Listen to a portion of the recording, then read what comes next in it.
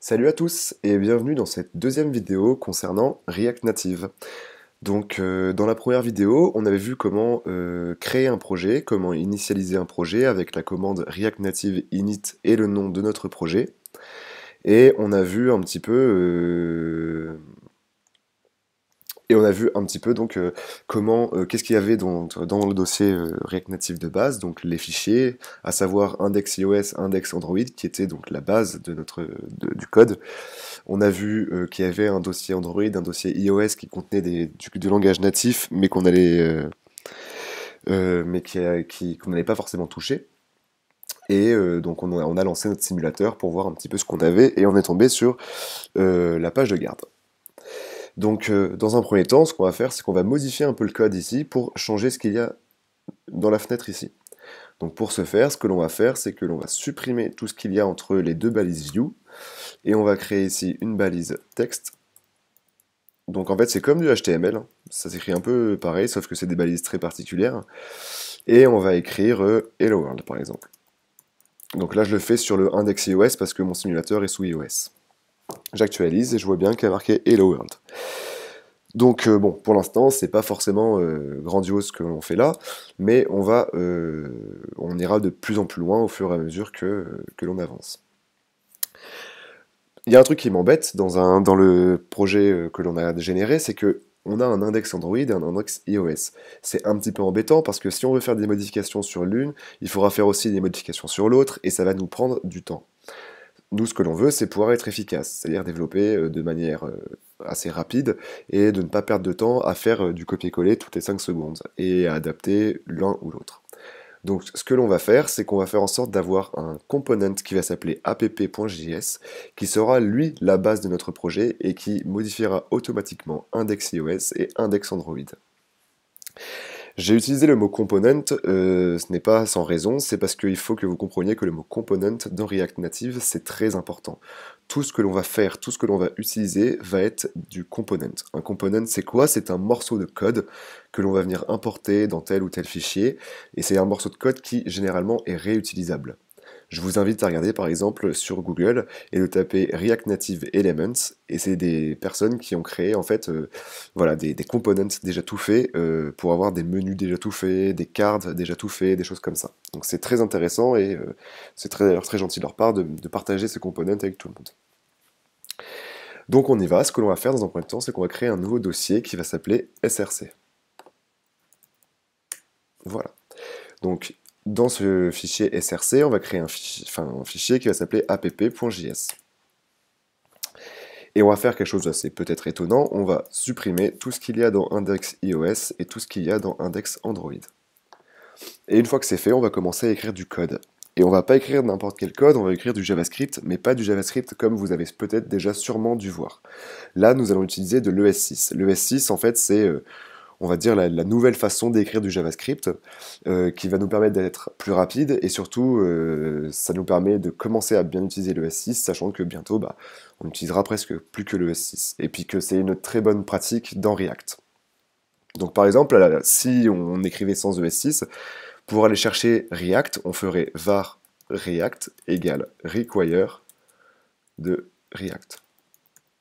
Ça, c'est vraiment l'ancienne méthode, pour aller chercher un module. Sauf que nous, on va pas faire comme ça, on va utiliser l'IS6, et pour ce faire, il faut écrire ceci. On va faire import React, et on va aller chercher aussi les le component from React, comme ceci. Je vais expliquer un petit peu cette ligne. En fait, c'est tout simplement, on va créer une variable React, qui est déjà que l'on génère nous-mêmes ici, et component dans la librairie React, qui est donc juste ici. Et bizarrement, il y a les accolades ici. Ça, c'est de l'ES6, c'est ce qu'on appelle les objets déstructurés, en fait. Si vous allez voir sur la documentation de l'ECMAScript 6, vous verrez qu'en fait, voilà, on peut créer des variables qui vont toutes être égales à la même chose, ici, à getAstNode, au même module. Donc ça nous permet en fait de faire un objet de variable. Je vous invite à lire la documentation et à vous renseigner un petit peu sur l'ECMAScript 6. Elles sont généralement très bien faites et c'est beaucoup plus pratique d'utiliser l'ECMAScript. Donc on va aller chercher React et ceci, et on va aussi aller chercher React Native. Donc pour ce faire, on va faire un import, et on veut certaines choses du React Native. Dans un premier temps, on veut les views, et on veut aussi le component qui s'appelle text. Et on va aller chercher où? On va aller chercher dans React Native. Donc là, qu'est-ce qu'on fait? C'est pareil, on va aller chercher deux components déjà tout faits, hein, qui existent déjà, dans la librairie React Native. Une fois que c'est fait, on va aussi créer quelque chose de nouveau dans le JavaScript, qui est une classe, les classes. Donc c'est très utilisé dans la programmation orientée objet. Si vous venez de langages comme le Java, le C, le C#, etc., vous devez sûrement connaître déjà le système de classe. Si vous venez du PHP aussi, et il n'y avait que JavaScript qui n'avait pas encore ce système de véritables objets, de véritables classes, de méthodes, etc. Mais avec l'ECMAScript 6 et donc l'ES6, c'est maintenant à l'ordre du jour. Donc on va créer une classe qui va avoir le nom app comme notre fichier, et on va l'étendre à component, comme ceci. Ensuite, on va utiliser la méthode render, donc, qui est une méthode propre à React, et on va retourner quelque chose. On va retourner quoi?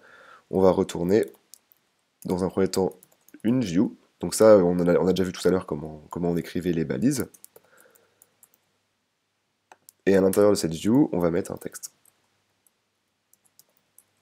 Et ce texte, on va lui faire dire Hello World, tout simplement. Cependant, pour avoir accès ensuite à ce component, il va falloir qu'on l'exporte.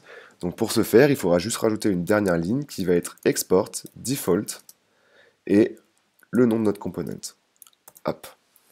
Donc maintenant, on a un component qui s'appelle app.js qui est disponible. Cependant, il va falloir aller le chercher dans index.iOS et index Android en faisant un import, comme on a fait ici, pour qu'il soit disponible et que les deux fichiers Android et iOS regardent les modifications qu'il y a sur ce fichier. Donc, comment on va faire ça? Dans un premier temps, dans index.iOS, on va importer React aussi, donc import React from React. Cette fois-ci, on n'a pas besoin de component, sachant qu'on ne l'utilisera pas. On ne va pas créer une classe. Ensuite, dans React Native, on va aller chercher un component qui s'appelle app registry. Comme ceci. Et ensuite, en dernier, on va aller chercher notre app.js. Donc on va faire un import, le nom de notre component, et on va le chercher où? Cette fois-ci, il va falloir mettre une route, donc on va aller chercher exactement dans source et app. Pas besoin de mettre .js parce qu'il sait que c'est du JavaScript. Et il y a une dernière ligne de code à mettre pour donc utiliser appRegistry et pour faire comprendre que c'est notre app qui est le point de départ de notre application. On va faire ici donc appRegistry .register component. Ici, on va mettre dans une string le nom de notre component, enfin le nom de notre application qui est tuto React. Et ensuite, on va utiliser une fonction qu'on appelle une arrow function. C'est pareil, vous trouverez tout ce qu'il faut dans la documentation de l'ES6. On va l'écrire comme ceci. Donc, ça vous paraît peut-être bizarre si vous n'avez jamais vu l'ES6, mais en fait, c'est l'équivalent d'écrire ceci. Function, return, app. C'est exactement la même chose, sauf que ça va beaucoup plus vite. Donc ça, une fois que c'est fait, on n'a plus qu'à le prendre, le copier et le coller dans Android. Et maintenant, on va mettre à jour notre simulateur. Et on voit bien ici qu'il y a le marqué Hello World. Bon, c'est pas très beau, forcément, hein, pour l'instant on n'a pas fait de style, on n'a rien fait, mais au moins on a maintenant une base qui est notre app.js et qui va être donc en fait la source de notre application et qui fera les modifications automatiquement sur Android et automatiquement sur iOS. Donc dans la prochaine vidéo, ce que l'on va voir, c'est dans un premier temps comment styliser cette application, comment faire en sorte que l'on ait comment faire en sorte que notre Hello World ne soit plus tout en haut, caché derrière la barre d'état. Et ensuite, on verra aussi comment commencer à avoir des données qui rentrent. Et enfin, notre projet final sera de créer une To-Do app. Donc on verra ça d'ici quelques vidéos. Pour l'instant, on voit les bases.